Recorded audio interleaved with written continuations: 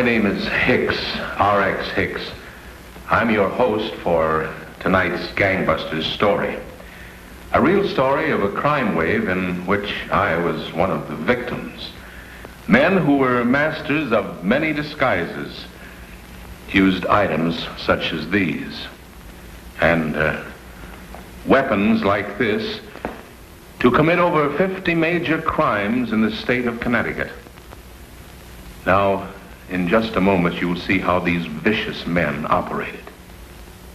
For the unusual story of criminals who earned the name of the Scissors Gang.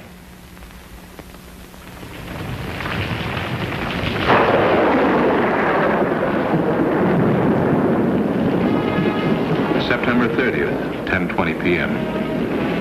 There was more than one kind of violence in the air that night. At the Avis warehouse, a human storm was about to strike.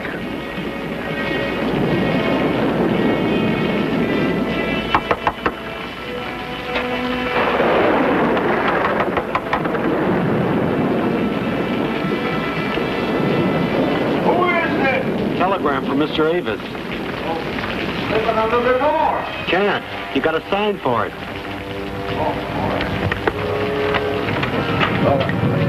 What is it? Shut up and leave it to that safe.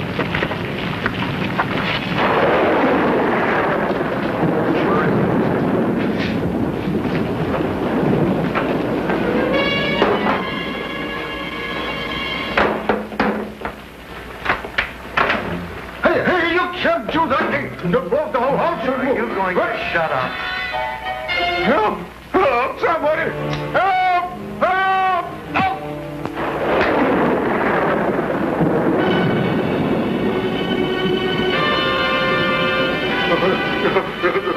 Don't hit me. Don't hit me. Oh, no, don't. Let go.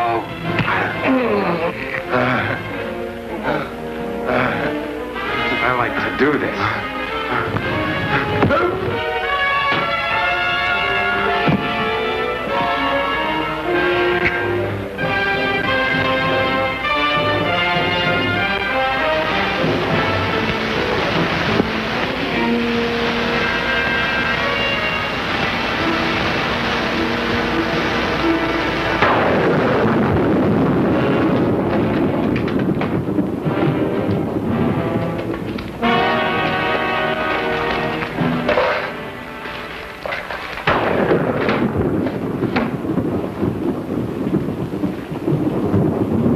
Stockings?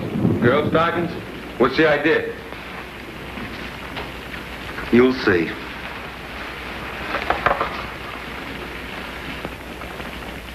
Here, take these. Let's go.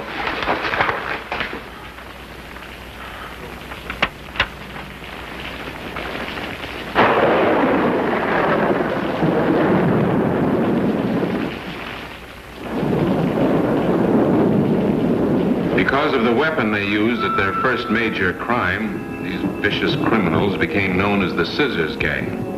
Silk stockings are intriguing enough when worn according to fashion, but the Scissors Gang found they could serve a far more dangerous purpose. We were having a little poker game for rather high stakes the night the Scissors Gang broke into my home.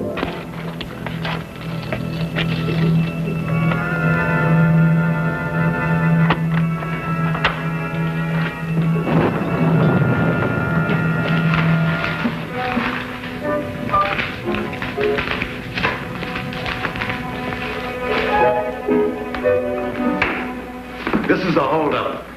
Keep your hands off the dough. I said don't touch it. We'll take care of that. Now get up. All of you, get out and line up against the wall. Keep your hands in the air.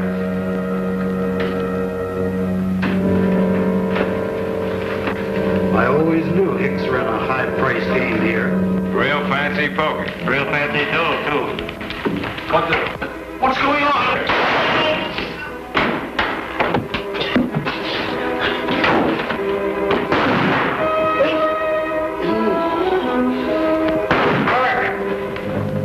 Keep your hands against the wall.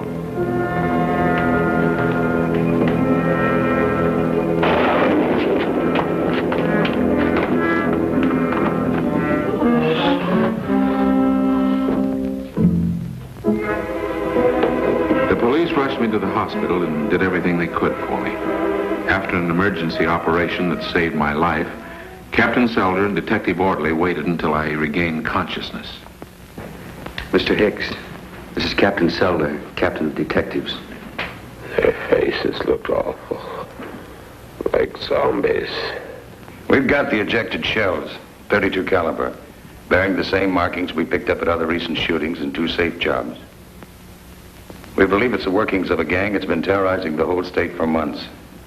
They look like ghosts. They were wearing masks. A woman's silk stocking, we believe. You're tired now, Mr. Hicks.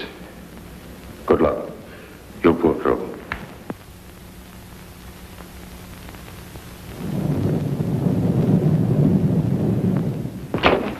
Hi, Kane. Crack the safe okay? Shut up. Oh, she's all right. No dame's all right. What'd you bring her here for? We got married. Oh, yeah? Wait till the boss hears. Hey, what goes? Why don't you say something? Oh, you hurt her feelings. Why, you... Big jag. What's the big idea, Scissors? I'll show you. Come over here.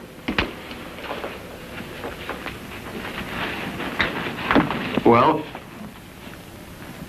Get a load of that. And in the closet, machine guns, drills packed in oil, acetylene torches, everything. Okay, Scissors, what's the next job? Next job?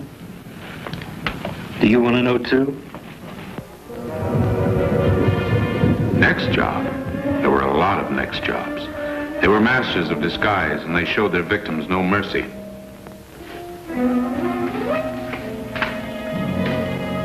Then one night, a police officer patrolling the commercial area of a Connecticut city discovered 3 women burglarizing a building.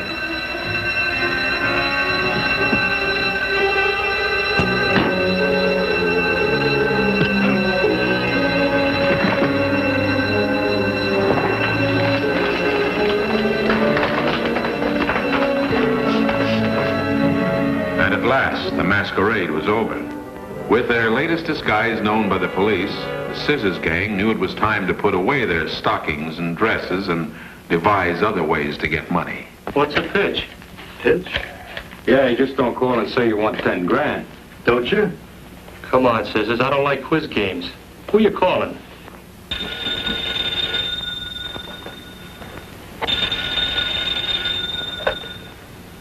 Hello? Mr. Hicks? Yes? Who is it? Scissors. Who? Remember a poker game at your house a couple of weeks ago? That was the night I was shot. I just got out of the hospital. Leave me alone, will you? For 10 grand. For what? For 10 grand, we'll leave you alone. I don't have that kind of money. Then get it if you want to stay alive. But I'd need time to raise that kind of money. I'll give you just 24 hours. And if you want to live, don't go to the cops.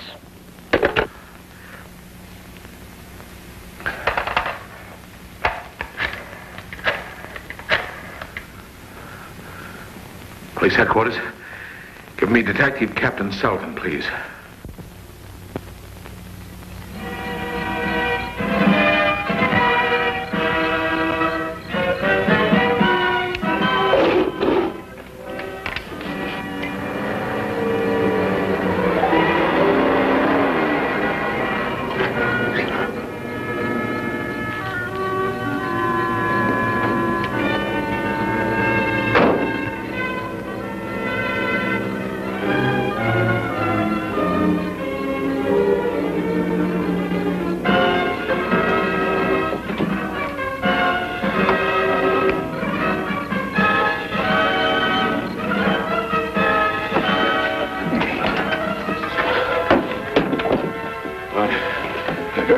Didn't recognize you, Captain. We got your signal. What's up? A telephone threat. The police worked pretty fast. They managed to have someone deliver wiretapping equipment to my house. And that evening, Captain Selder himself showed up. I'll have to work fast. The house may be watched. I'm only supposed to be a delivery man. He said he'd kill me if I told the police. If you didn't tell us, who said he wouldn't? Well, he said he wanted $10,000. Well, what he wants and what he get will be different. When did he say he'd call? Oh, tomorrow. You do just as he says. And when you answer, press this button down, like this. I see. If there's an emergency, can I call headquarters? Under no conditions. That's why this setup. On the chance he may have your phone tapped, so we couldn't trace his call. Or if he does have your line tapped, he could hear you when you call us. What'll I do about the money? My boys are hearing this now, and if they don't want to get fired, they're already calling the bank. You call the bank in the morning. Tell them you'll be after the money 1 hour before closing time. You know, it's my life we're taking chances with. We're fully aware of that, Mr. Hicks. Well, I've been here too long for a man delivering water. Good luck, Mr. Hicks. Delivering spring water late, huh? Tell that guy who just came out. Maybe he was delivering water. Maybe he wasn't. Make sure it isn't a trap. At police headquarters, Detective Ordley remained glued to my tapped telephone wire. I guess this is it, Captain. Operator 27. Hello? Detective Ordley speaking. Check the telephone call now being made to Manchester 1746M.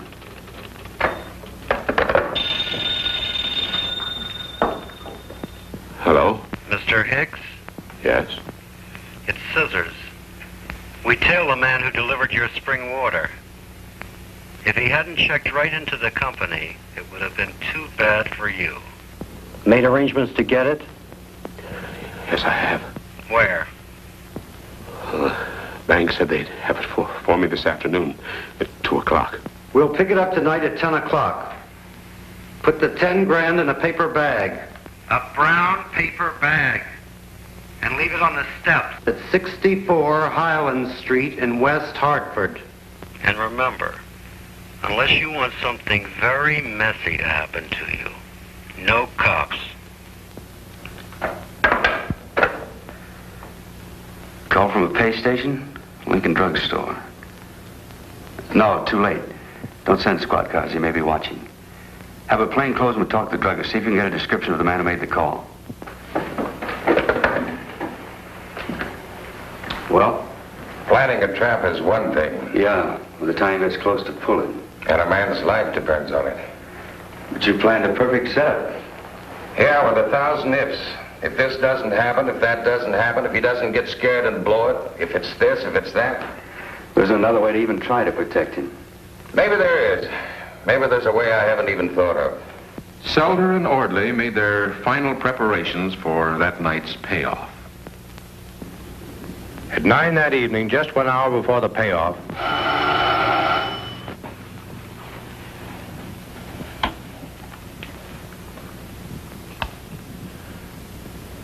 Yes? This is Captain Selder. We've got troubles. What? The man directly across from the address where you'd leave the package is set up on his front yard. Of all things, the floodlight, so he can see to repair his porch. What's it mean? We don't know. It could be a coincidence or a plant. So we don't dare ask him to turn it off. And the place you're going to is a boarding house. A lot of people going in and out. You still want me to go? That's not good. But you're plenty scared, huh? Yes, I am. But if I don't go, he'll be after me the rest of my life. Okay, good. And good luck. Although I was once their victim, now I was the bait. It's pretty rough playing the part of the man in the middle between the police and gangsters.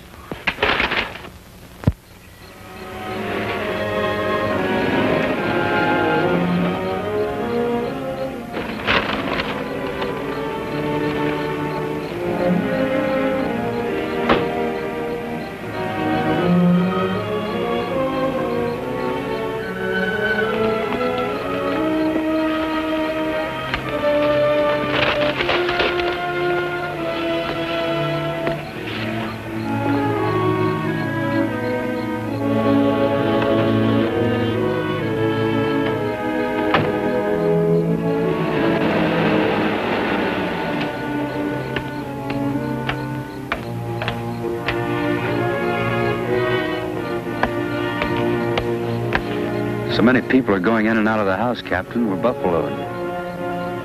I'll report to headquarters the second anything happens.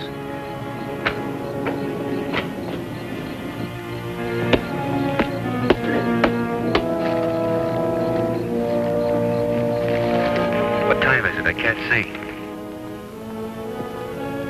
11:30. It's not good. A dozen cars have stopped here already.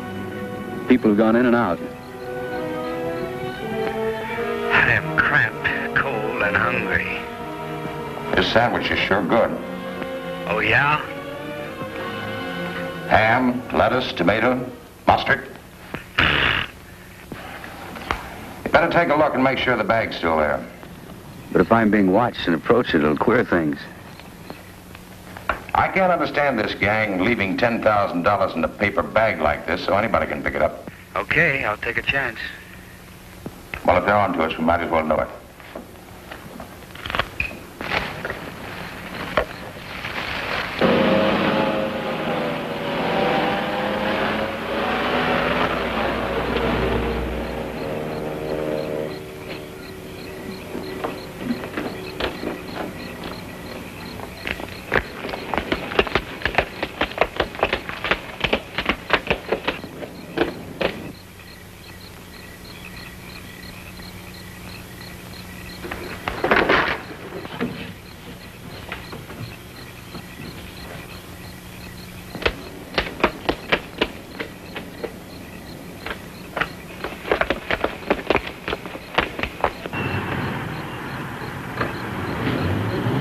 Men have just come out. Going back to their truck. Headed north. Did they touch the bag? Nope. Say, what's a milk truck doing out this time of night? Guys probably live there. It's a boarding house. But they drove off. Normally, they wouldn't have to leave until 3 o'clock in the morning. But the bag's still there.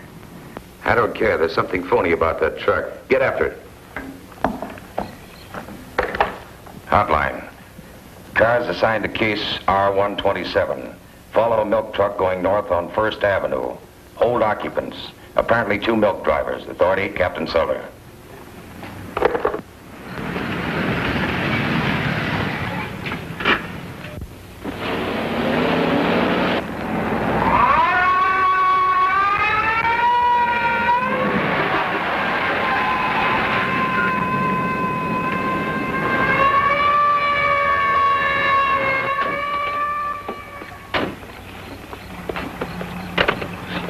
What's the idea? Get out. For what? For speeding, get out. Okay. You, get out too. Okay, Chuck, take him down to headquarters. For speeding? Just for a couple of questions. Come on, get going. I guess that's it, Ferris. Hand me the mic. Go through the truck. There may be 10 grand in there. Okay. Car 27 on case R127 to Captain Selder. They're on the way down, Captain. I'll follow.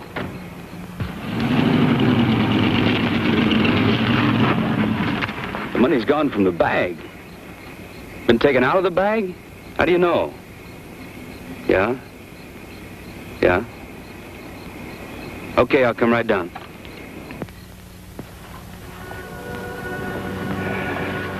What are we waiting for?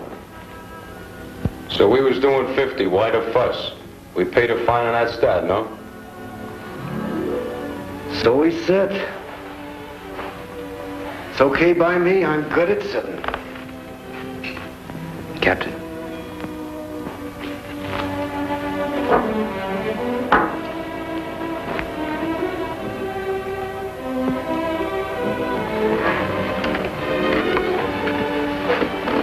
Anything on? No. What about the truck? Clear as a whistle. We practically tore it apart. I suspected that. We got nothing to hold them on. Then that means we chat until they ask if we can hold them. I won't tell them that we can't. Bart, wait in the outer office. Now look, I was in a hurry. I was driving too fast. You stop at 64 Highland Street tonight. Yeah, I did. Why? I used to live there. Why tonight? To see a friend, Larry Tester. Was he in? Yeah, he was. You can go ask him.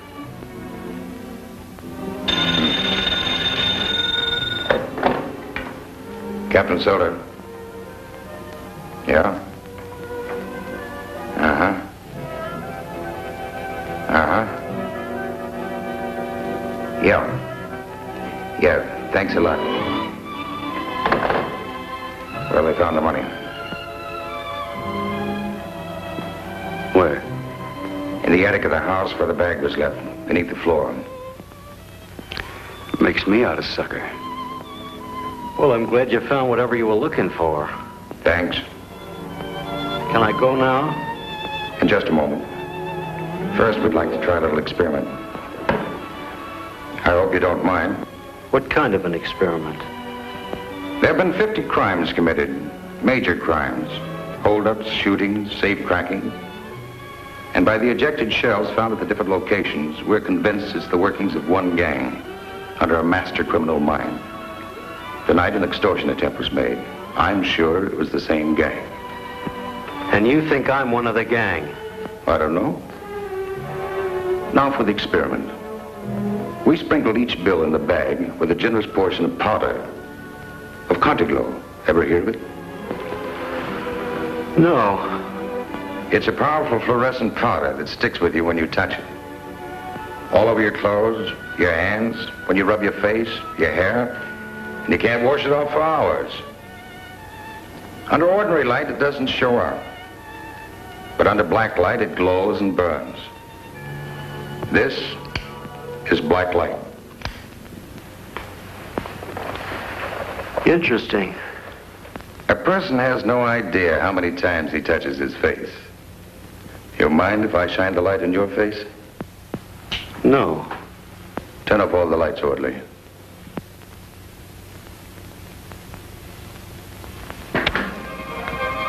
Now I'm going to shine the black light in your face. Well, do you see anything? Worried? No. I thought you might say yes. Well, what about it? Take a look at your hands. There's the mirror. Take a look at your face. No! No, it's not me!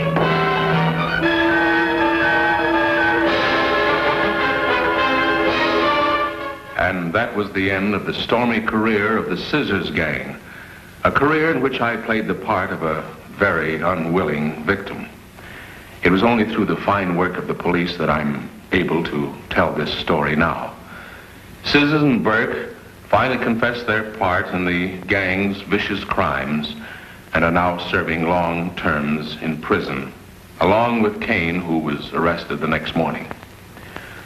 Now, in just a moment, a gangbuster's clue to a person who is still at large and wanted by the police tonight. Attention. Attention to all citizens and police. Wanted for escape from Alcatraz. Ralph Rowe, 49, 6 feet tall, 170 pounds, gray eyes, scar above right eyebrow, several stars tattooed on left hand. Ralph Rowe, with at least 8 arrests, was sentenced to 99 years at Alcatraz for bank robbery. Rowe escaped from Alcatraz and is now a fugitive. Approach with caution. Rowe is dangerous and may be armed. Repeat, wanted for escape from Alcatraz. Ralph Rowe, 49, 6 feet, 170 pounds, gray eyes, scar above right eyebrow. If you have any information concerning this clue, notify your local police, the FBI, or gangbusters at once. Our next authentic gangbusters case is right from the police files. And on behalf of the police, we invite you to join us. Gangbusters, created by Phillips H. Lord.